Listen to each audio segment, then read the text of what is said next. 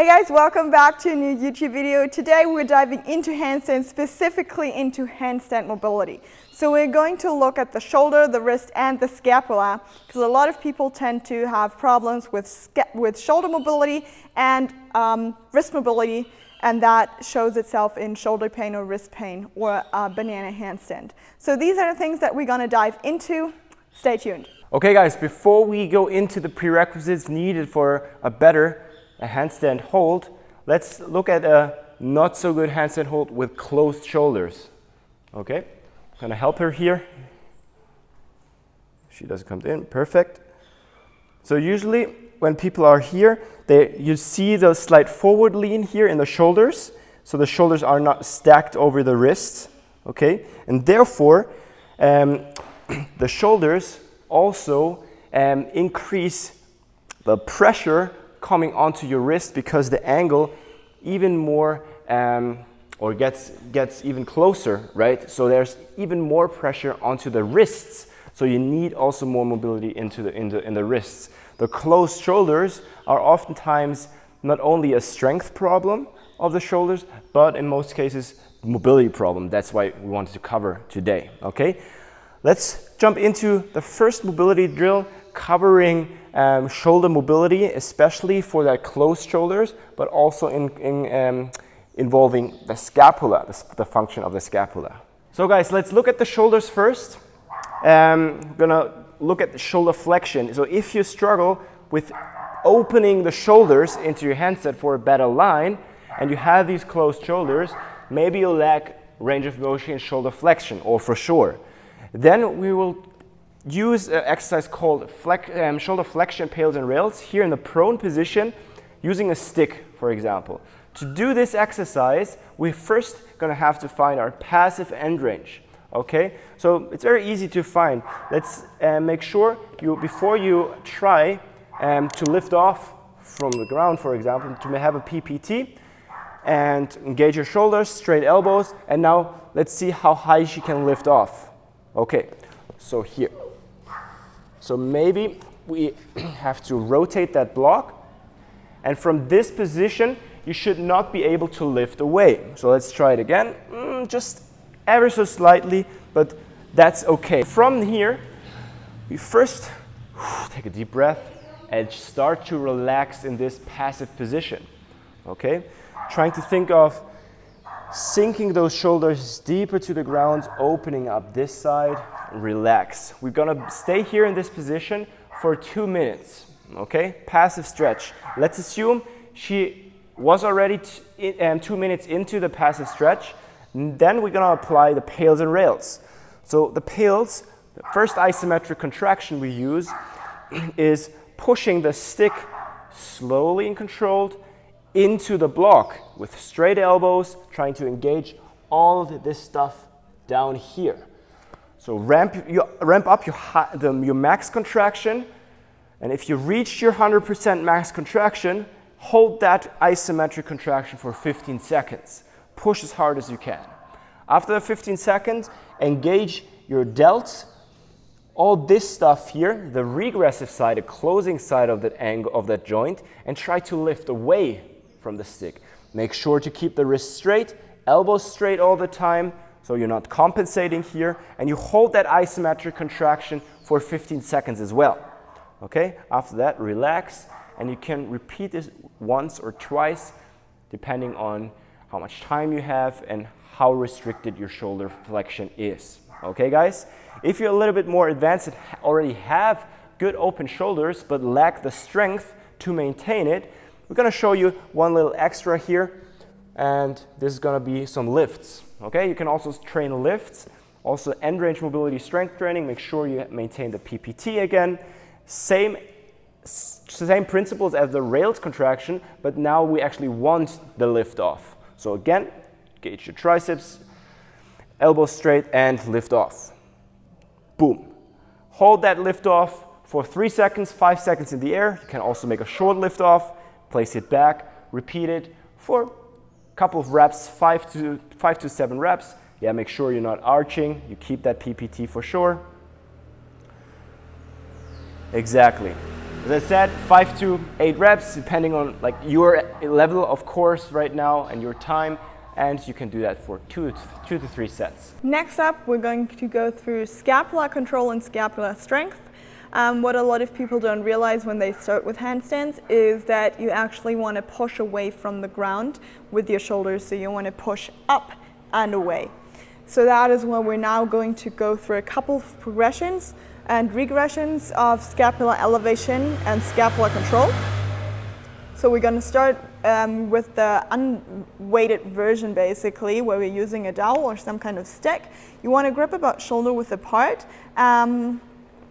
Yes, exactly. And then you want to go into shoulder flexion, and you want to go into your current range of motion of shoulder flexion and not exaggerating shoulder flexion by leaning into, for example, extension of the spine or whatever. So you really want to get into your true range of motion of shoulder flexion, which you know by now from the pails and rails we did earlier. Now I want you to get into a posterior pelvic tilt.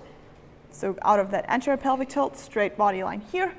And now from here, what we're going to do is build some tension throughout the body and then push up and away from the ground, keeping your arms straight, hold that, and slowly lower down into depression. As you sink into depression, really try to engage the lats.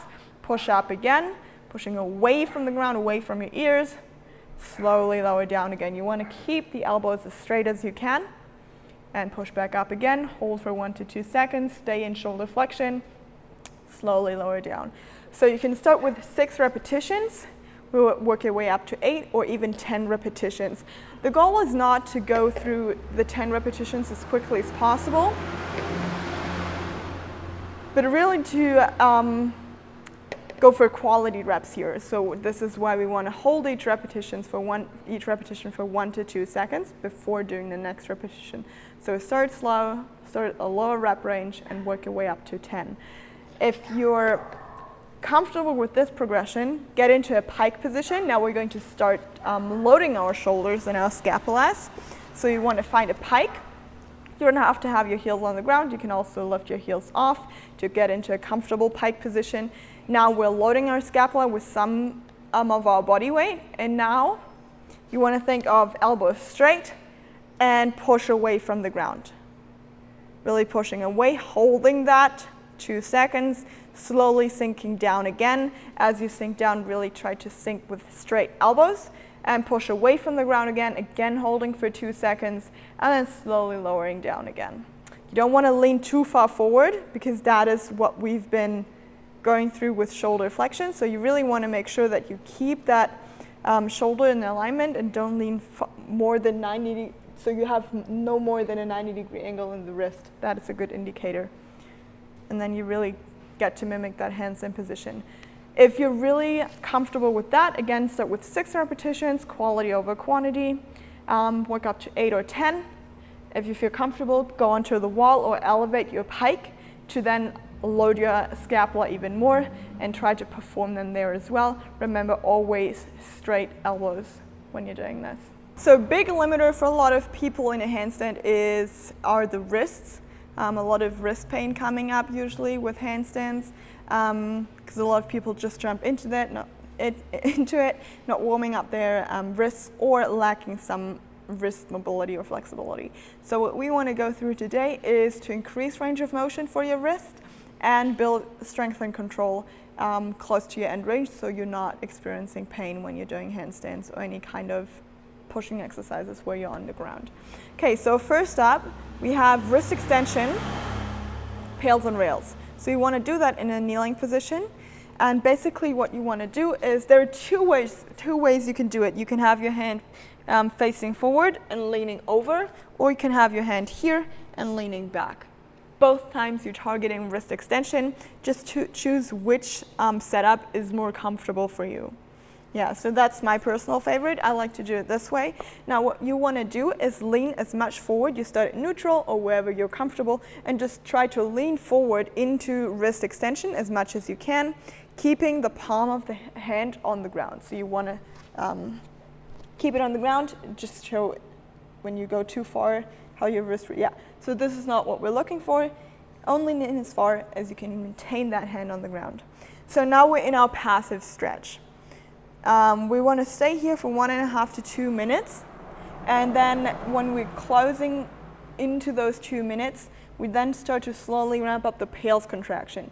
Pales means we're pushing down. So you basically want to think of pushing into the ground and out of wrist extension. So you ramp up to your safest maximum effort. You hold that effort for about 10 to 15 seconds.